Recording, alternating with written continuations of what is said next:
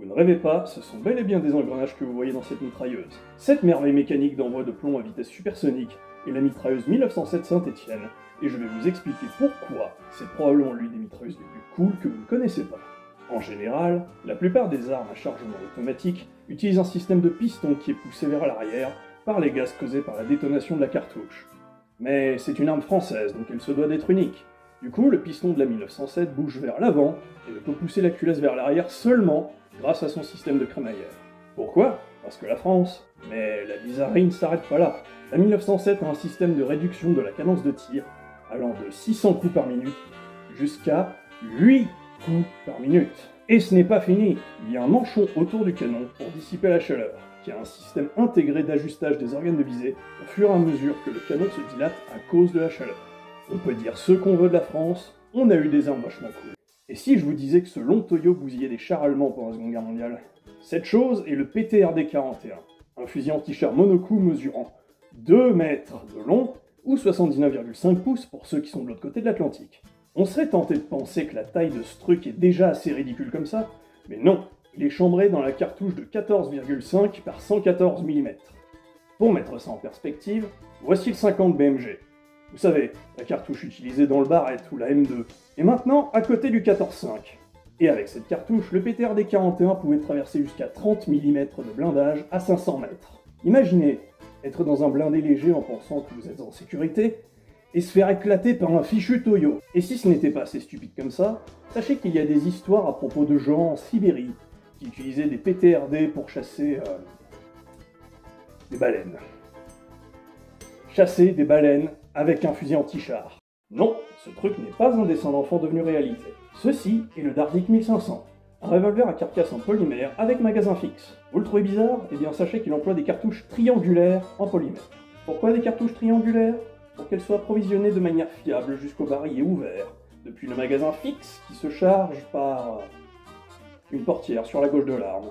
C'est terrible de se dire que s'il était à chargeur amovible, comme n'importe quel pistolet de l'époque, ce revolver aurait pu être incroyable. Rendez-vous compte, le magasin contient 15 cartouches, ce qui était du jamais vu pour les armes de poing quand cette arme est sortie en 1959. Mais au lieu de ça, il sera inscrit dans l'histoire des armes à feu non pas comme un revolver révolutionnaire, mais comme l'un des revolvers les plus inutiles et affreux qui soit. Enfin, peut-être pas autant que celui-là, à vous d'en juger. Ceci est un Mosin Nagant. Mais ça, ce n'est pas un Mosin Nagant normal. Ceci est le Mosin Nagant Automate. Mais comment peut-il tirer en automatique? Pourtant le Mosin est un fusil à verrou. Eh bien, en greffant un système de piston avec empreinte gaz sur le côté de l'arme, et le rattacher à la culasse bien sûr, et ce de l'exacte même façon que le fusil automatique Huot canadien. Terriblement ressemblant, n'est-ce pas? Le Huot était une tentative de convertir le fusil Ross pour tir en automatique. Et comme pratiquement toutes les tentatives de convertir des fusils à verrou en tir automatique, ça n'a rien donné de bon. Mais heureusement pour nous, les armes n'ont pas ce genre de problème dans les jeux vidéo, donc on peut juste les apprécier pour ce qu'elles sont. Non, ce n'est pas un pistolet fait pour les fourmis. Voici le pistolet Colibri, l'une des plus petites armes à feu jamais créées, et encore à ce jour le pistolet semi-automatique le plus petit du monde. En effet, ce pistolet est si petit qu'il pourrait tenir dans la paume de votre main. Et bien sûr, il faut des toutes petites cartouches pour ce tout petit pistolet. Je vous présente donc la cartouche 2,7 Colibri. Voici une 22 LR en comparaison. Vous l'avez dit que ce truc était petit.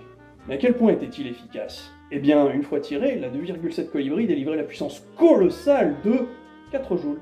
Donc clairement, le seul monde dans lequel cette arme peut faire plus qu'énerver quelqu'un est dans Battlefield 1. Mais alors pourquoi avoir créé un truc pareil? Probablement pour la meilleure raison qui soit, le défi technique. Il fut créé par un horloger autrichien et n'avait pas pour but d'être plus qu'une nouveauté.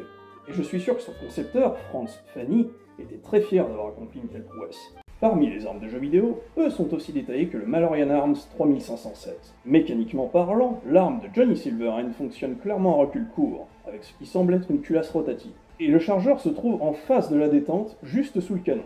Mais comment ça pourrait marcher?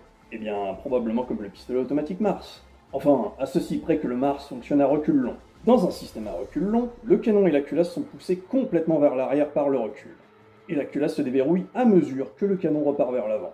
Dans un système à recul court, le canon ne bouge que légèrement pour déverrouiller la culasse. Et tout le reste du Mars pourrait bien être le même fonctionnement que le 3507. Si on regarde comment les cartouches sont approvisionnées depuis le chargeur malgré que le canon soit juste au-dessus, ça semble coller. Et en termes d'esthétique, le 3516 serait probablement ce que ça donnerait si un Mauser C96 et un Desert Eagle avaient un enfant. King of Beauty. Qu'est-ce qui fait un fusil d'assaut? Eh bien, simplement deux critères. Un fusil d'assaut emploie ce qu'on appelle une cartouche intermédiaire. ce qui veut dire plus puissante qu'une cartouche de pistolet, mais un peu moins puissante qu'une cartouche de fusil.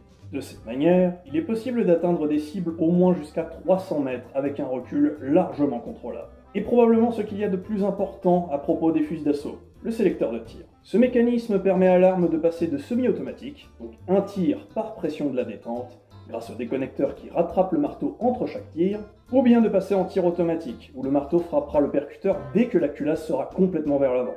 Donc non, un fusil semi-automatique n'est pas un fusil d'assaut. Voici l'arme débile de la semaine. Je vous présente le Remington Etron X. Oui, cette arme s'appelle vraiment l'Etron X. Je sais, ça a l'air d'être le fusil à verrou le plus banal. Mais non, celui-ci a un système de percussion électronique. Le futur. Mais qu'est-ce que ça fait?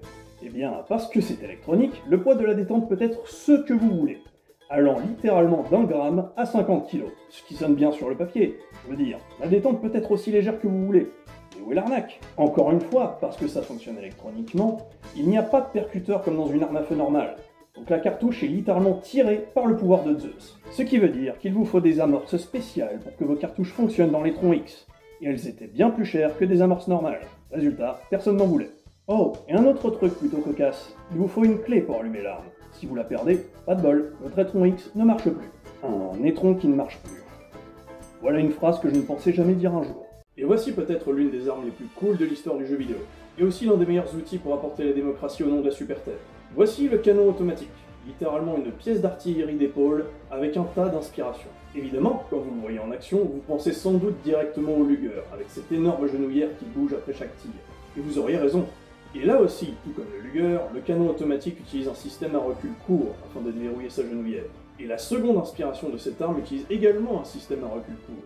Voici le Barrett M82A2, une version bullpup du célèbre Barrett M82 calibre 50, conçu pour descendre des hélicoptères. Étonnamment, ça n'a pas abouti, mais l'arme est quand même devenue iconique. Et la dernière inspiration de cette arme n'est pas tirée de la réalité, mais bel et bien d'une arme fictive. Et cela a été confirmé par un des développeurs. Voici le SPIW 2020 Mini 14 Penetrator de Ghost in the Shell, qui a aussi un système de genouillère similaire au Luger et qui... Eh bien, vous pouvez voir la ressemblance même pendant le tir. Croyez-le ou non, malgré la taille de cette arme, celle-ci n'a pas été utilisée en guerre, pour détruire de grosses cibles.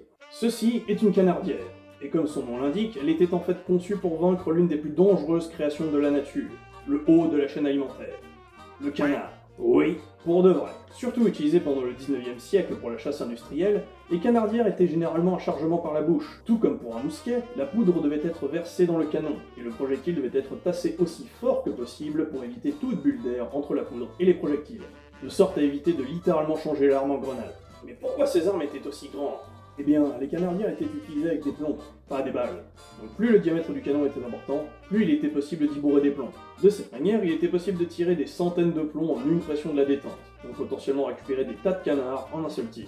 Mais bien sûr, parce qu'elles étaient si lourdes, les canardières n'étaient pas faites pour être épaulées. Au lieu de ça, elles étaient fixées à l'avant de bateaux, et elles avaient la réputation d'avoir un recul si important que le bateau pouvait être poussé de quelques mètres en avant. Au grand malheur des Américains, leur distributeur de ping est largement basé sur ce fusil français, le RSC 1917. Probablement l'un des fusils les plus cool, chambré dans la cartouche dont il ne faut pas prononcer le nom, il fut le premier fusil semi-automatique adopté par la France. Et mécaniquement parlant, eh bien, disons qu'il y a beaucoup en commun entre le RSC et le Garand.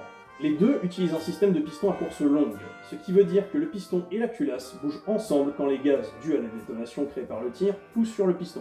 En parlant de ça, le piston et le levier d'armement sont reliés, tout comme le M1, et le Garand, tout comme le RSC, utilise une culasse rotative et sont approvisionnés par clip en bloc. La grosse différence entre ces deux fusils est la manière de les charger. Le clip de 8 coups du Garand se charge par le haut, et est automatiquement éjecté quand la dernière cartouche est tirée. Mais pour charger le RSC, il faut d'abord littéralement ouvrir le magasin, y mettre le clip de 5 cartouches, puis fermer le magasin. Mais éjecte-t-il le clip automatiquement? Eh bien, c'est la partie sympa d'être un design français fait dans la précipitation d'un temps de guerre. C'est pas automatique. Il faut le retirer manuellement.